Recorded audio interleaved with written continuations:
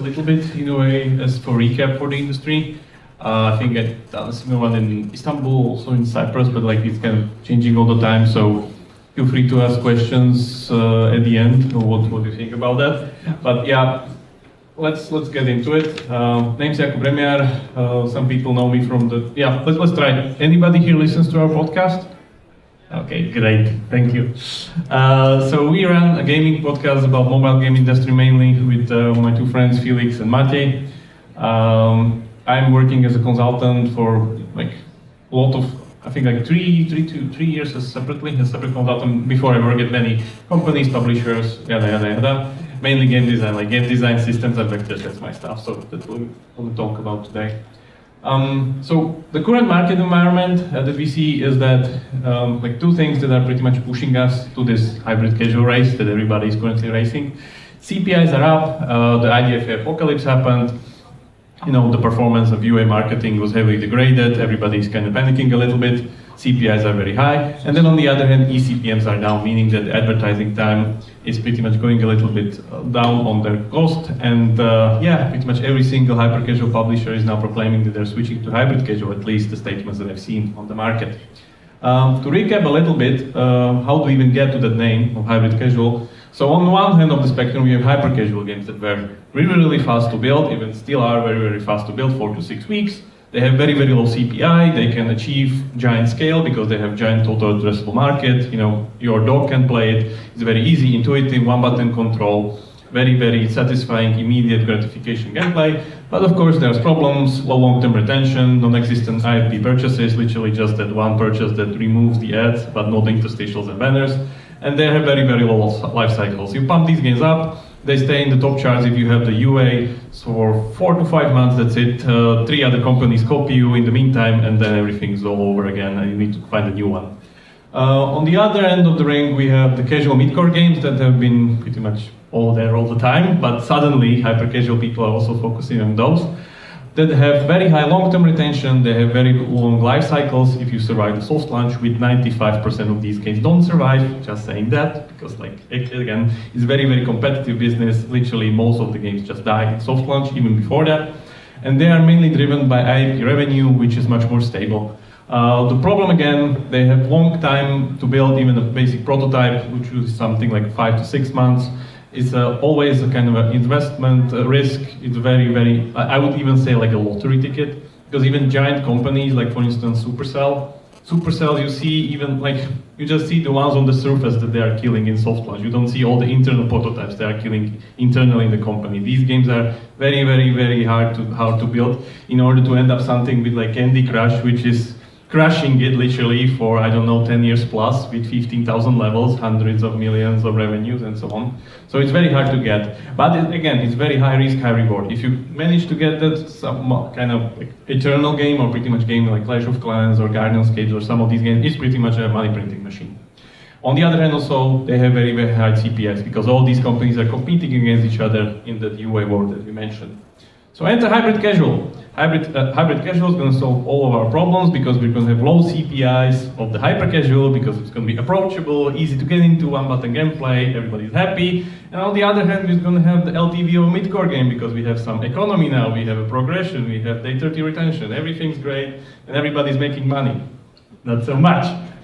So the problem is, and I keep hearing it all the time, pretty much from 2017, I think was it, when Archero came up, everybody was talking about hybrid casual, everybody will move to hybrid casual. Nobody did move to hybrid casual because Corona came, engagement went 50% up, nobody cared about like anything because, you know, it was raining money all over the place. So now, when the economy is going a little bit downhill, everybody's like, what was that idea? Maybe let's try it now.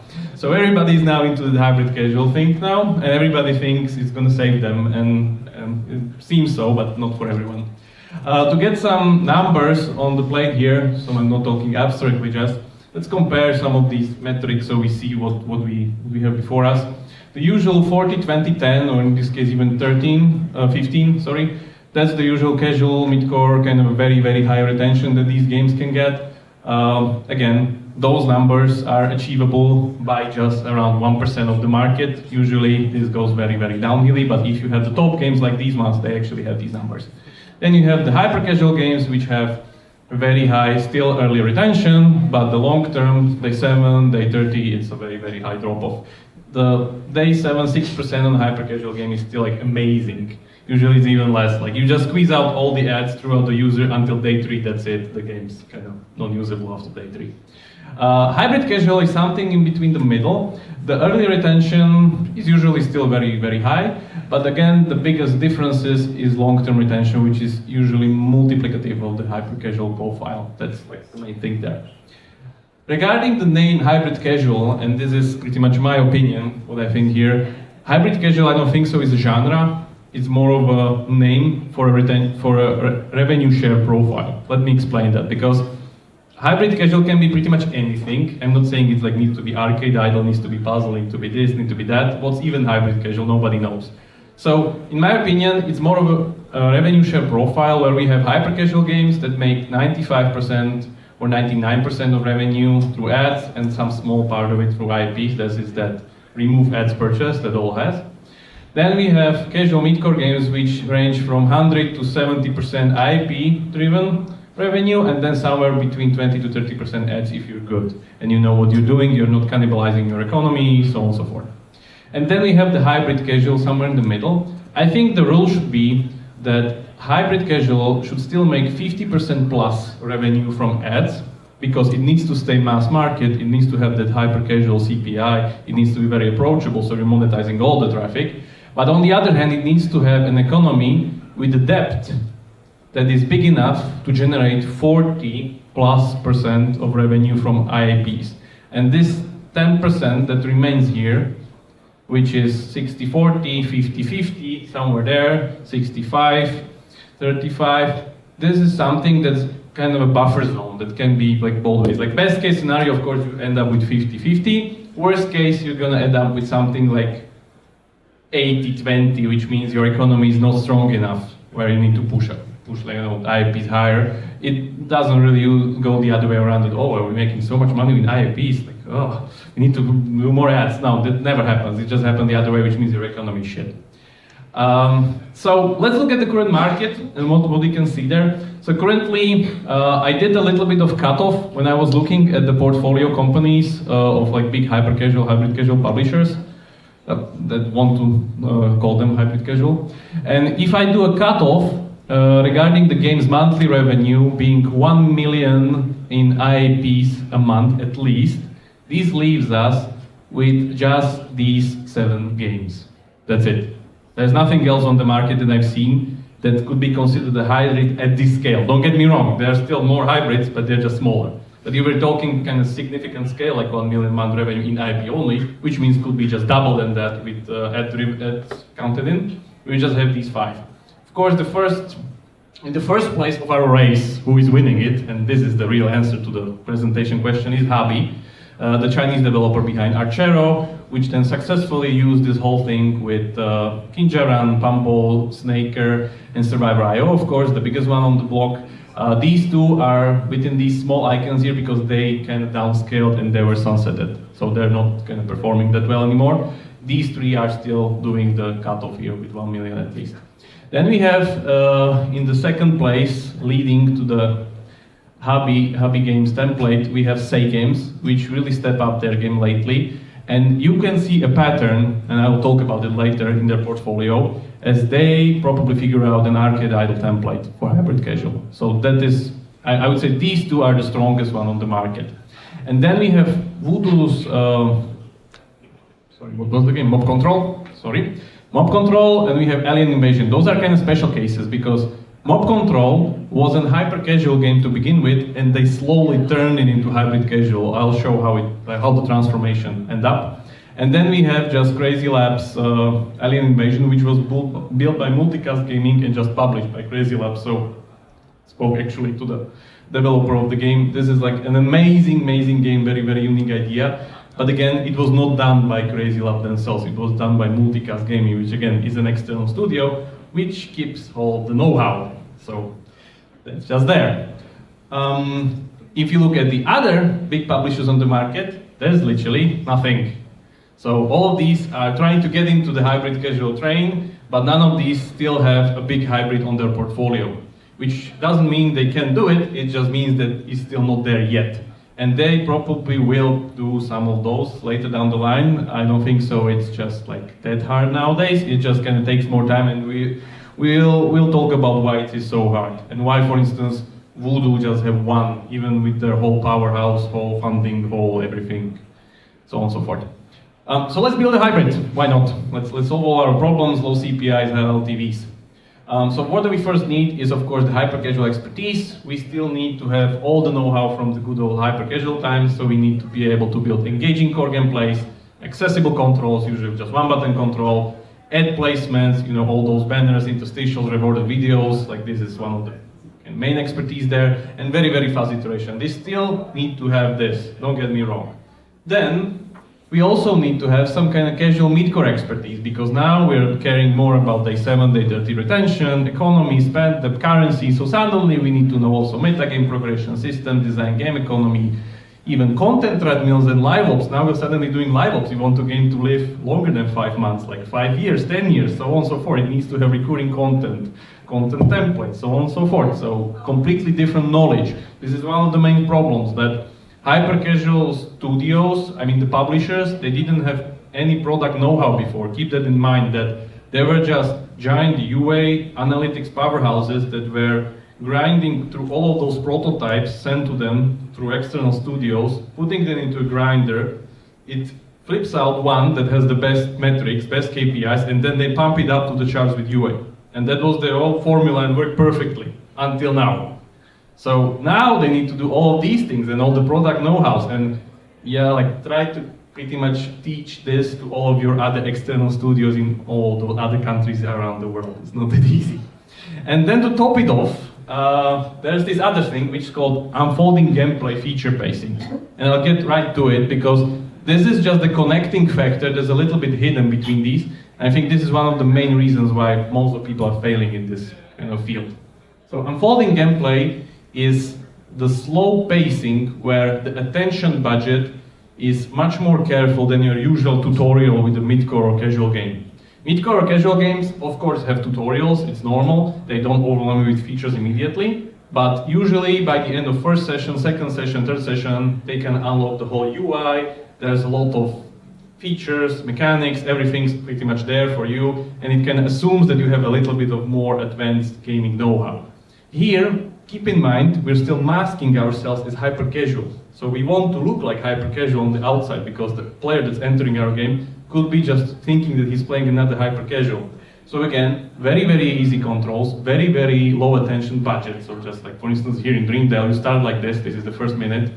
Just your backpack, one material, one currency, and you just move near the trees and chops the wood automatically. That's it, like, not really that hard. But later, and this is like days ahead, there's suddenly an inventory, you need to wear armor, there's like 3 different hard and soft currencies, there's 20 different materials, there's an economy, there's shops, there's offers, and the game unfolds, but it unfolds really slowly, and I mean days. It's not really your usual 5-minute tutorial and then you guys unlock. This formula is repeated with every hybrid, like you could see that it tries to keep the hyper-casual attention budget, but later it needs to unfold and teach the player about the new features within the economy. Here is an example with Survivor.io, where again, this is the first minute of the gameplay, this is something like a week later. You can see all those features as they line them up on the screen, as they slowly teach you about those, because again, let's say after the first mission in Survivor.io, you are getting the skill tree unlock, which you just press one button, upgrade something, that's it. Few battles later, you get your inventory, you start equipping things. Few battles later, so on and so forth, and then it turns into this monster that is capable of like dishing out thousands of dollars into its economy. Same goes again with, say, against My Perfect Hotel. First, you start as yourself, as the receptionist, nothing really there, no really other icons to distract you. Later down the line, you're literally pretty much the owner of a hotel imperium, where you control like 4 different hotels, 3 different currencies, yada yada yada. So the trick here is also connecting this kind of core gameplay, the really approachable, the very easy to get into, to that progression. The example that we could use here, for instance, Dreamdale's, It has actually two core gameplays because it's arcade idle, as the name implies, which is there's the idle part, meaning the economy running behind the scenes, and there is the arcade part, meaning there's some kind of player input, so you can go and smash things, literally, you don't need to wait and do autoplay or stuff like that. So how do we connect that? With stats, of course. That's the easiest one. HP damage, one of the best scaling techniques out there. With resources, you get, 20 wood per hour. Your building costs 20 wood. Later down the line, you get 100 wood per hour. Your building suddenly costs 1,000 wood, and so on and so forth. So you need to connect these properly through these stats, and then suddenly you have a spend depth here where you can speed up the whole thing. You can simulate the progression, how much it will take actually to get to the end. And now we're talking about a completely different setup, like our usual hyper-casual where we are just going and smashing things up. One good example on the market, if you want to see it firsthand, is to look what happened with Snaker. That's one of the games on Hubby's portfolio, like one of the last one on their template. Actually, this is how the game looked before global launch, and this is how the game looked after global launch, which means they completely changed it because they have a template, and I'll get to it how templates work. You see at the end of the level, and it was even level-based, it looks like this. Now they have chapters, it looks like this. 5 different currencies suddenly. So the thing is that to be able to connect these, you need to change the progression to be accustomed to the core gameplay, because the core gameplay is still the same. It's still like Snake following stuff on the screen and destroying it and so on and so forth. This is, for instance, their progression change. So before, the weapons was just kind of a one piece in the chain of the Snake, which was just being upgradable, that's it. Suddenly, the Snake has 6 inventory slots. He has a merge gacha somewhere here. Here there's a skill tree somewhere. Here has additional snakes, characters, so on and so forth. So now we have some kind of spend that to do there. But again, the core gameplay is the same, but we just changed the progression to increase the spend that prolong the game throughout the years and scale it up. Same thing, but from different side, could be seen with mob control, where mob control started, or let's say, was scaled up as a very successful hyper-casual game. This was the first iteration, where it was just, your usual, like our favorite creators when you change gates and stuff like that, and then it turns into a completely different game. This is that game that actually has that. So we just have 3 stats to upgrade, nothing fancy, so on and so forth. Later down the line, of course, this gets annoying or boring, there's nothing to achieve. So let's add a visual progression. So here, in the first update, they added visual base, which means that suddenly you get some illusionary points that upgrades a visual base in similar manner like Gardenscapes, like we are renovating something, but it's a progression suddenly. There's something to unlock. If we finish this base, there's next base, so on and so forth. Later down the line, they of course added gacha, which means they again tied the parameters of that game screen before, like these 3, and even add more, and put it behind gacha characters, which again added much more spend depth to the game, much more engagement through build customization, even though this is a little bit fake in a way, because there's not really that big of a requirement. There's not the usual Pokemon system, like my fire Pokemon will destroy your leaf Pokemon, and in water level I cannot bring my fire stuff. So it's a little bit artificial, but still works pretty well. So the thing is, why it works so great for Hobby is because they build a template. And I think this will be the key within this whole hybrid casual race, where we'll probably need to end up with something that was similar to hyper casual grinder.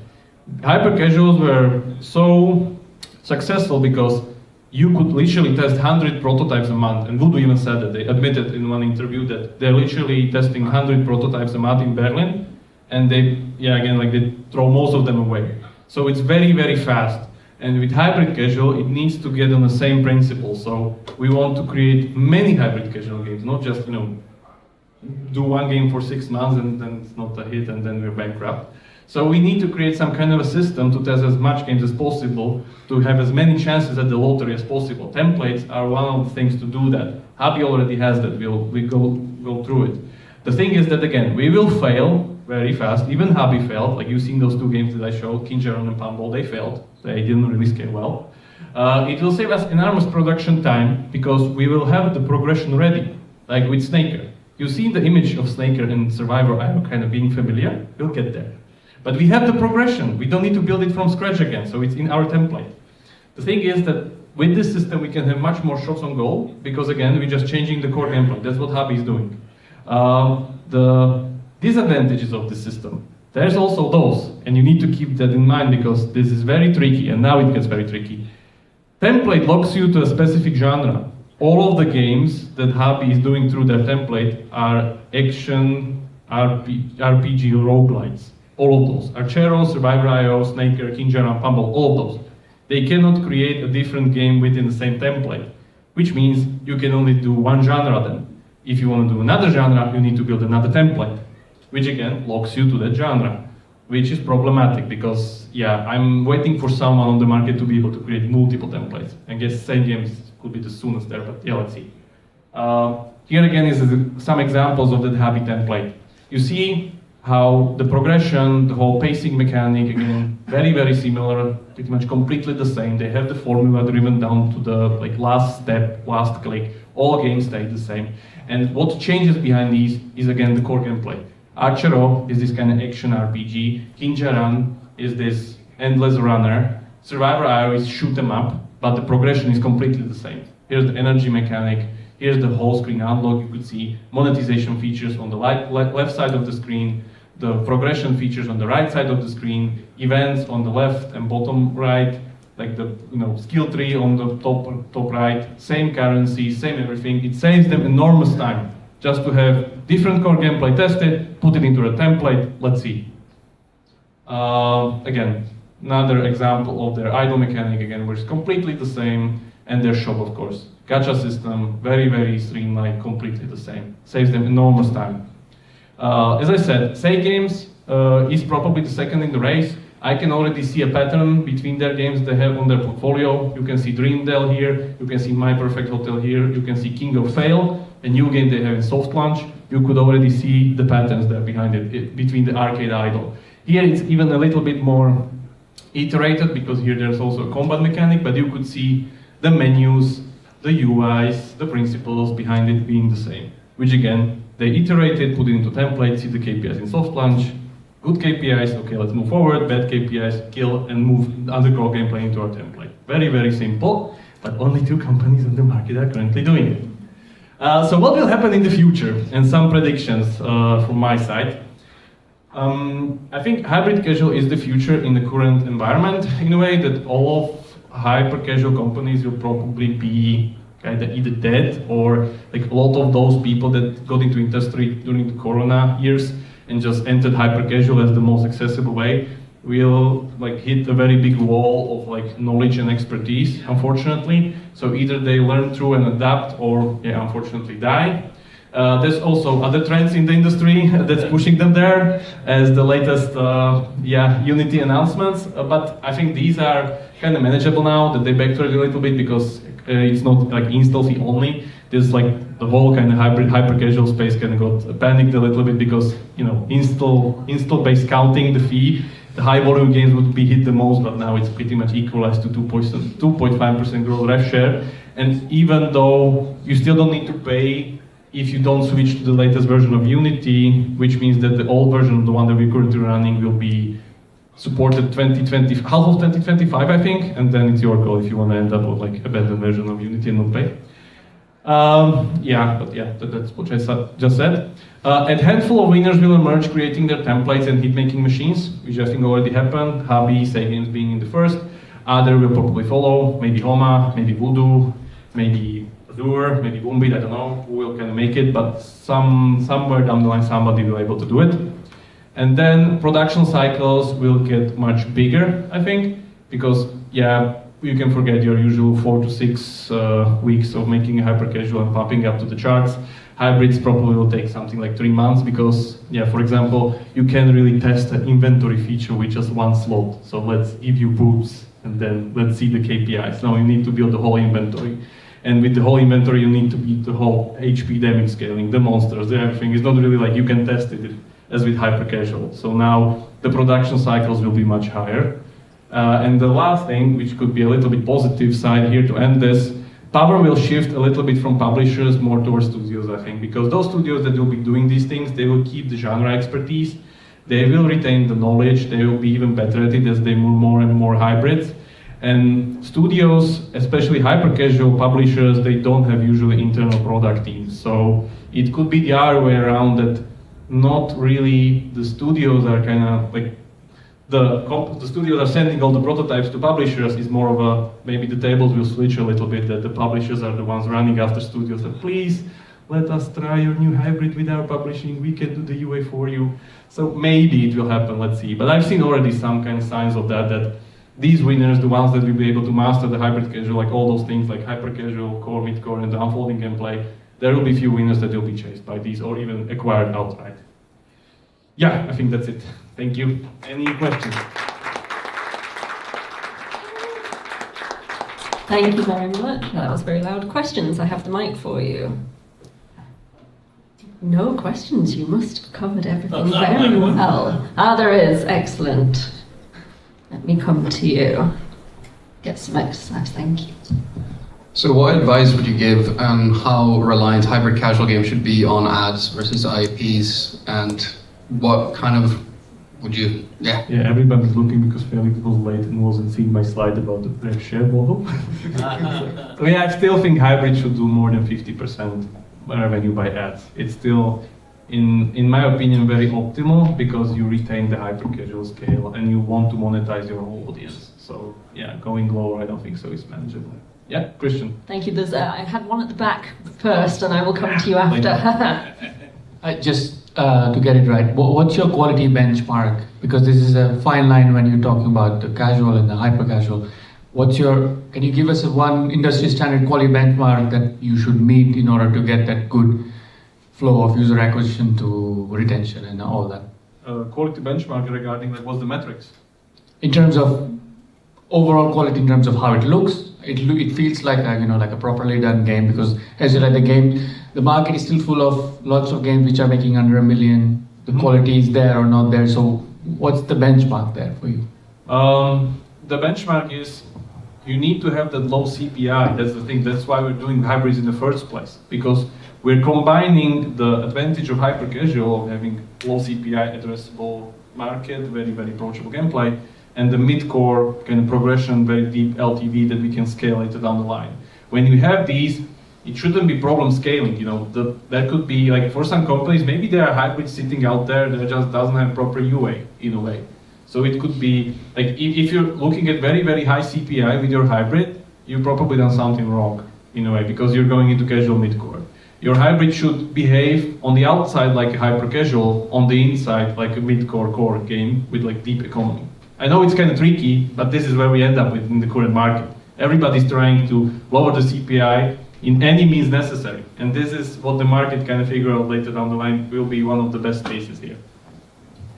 Thank you. I'll come back for the gentleman who had his hand up. I'm a gentleman.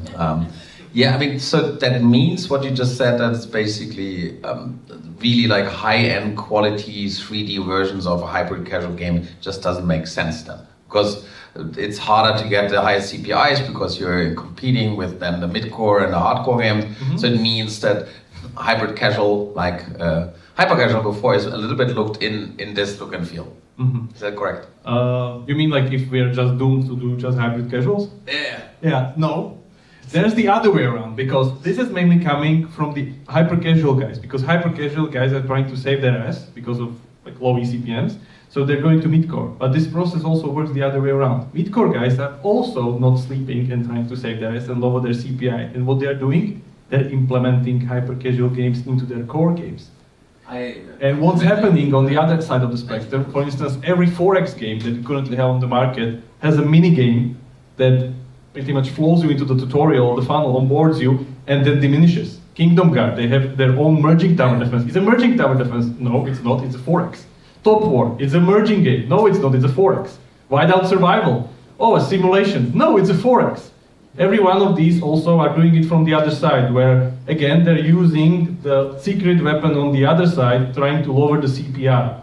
So this is just pretty much the natural way of things, because UA went to shit. So I guess that's it. No, that's fine. No, you're good. All right. Thank you very much. I think, unless anyone's got a super quick question, I'll call it. Thank you very much again, Jakub, for that.